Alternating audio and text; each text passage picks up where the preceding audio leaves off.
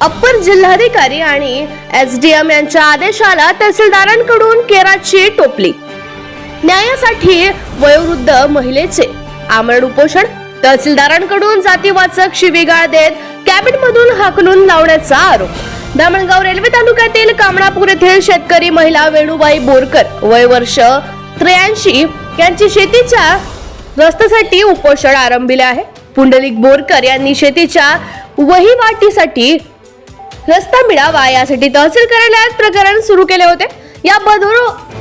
यात बरोबर यांच्या बाजूने निकाल लागला। शिवाय एसडीएम आणि अप्पर आयुक्त यांच्या कार्यालयाने सुद्धा बोरकर यांच्या बाजूने निकाल देत तहसील कार्यालय धामणगाव रेल्वे यांना बोरकर यांच्या शेतीचा रस्ता मोकळा करून देण्याचे आदेश झाले।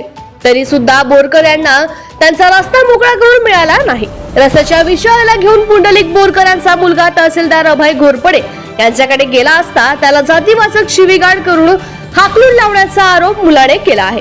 तसेच तहसीलदार अभय घोरपडे यांना निलंबित करण्याची मागणी वरिष्ठांना दिलेल्या निवेदनातून करण्यात आली आहे।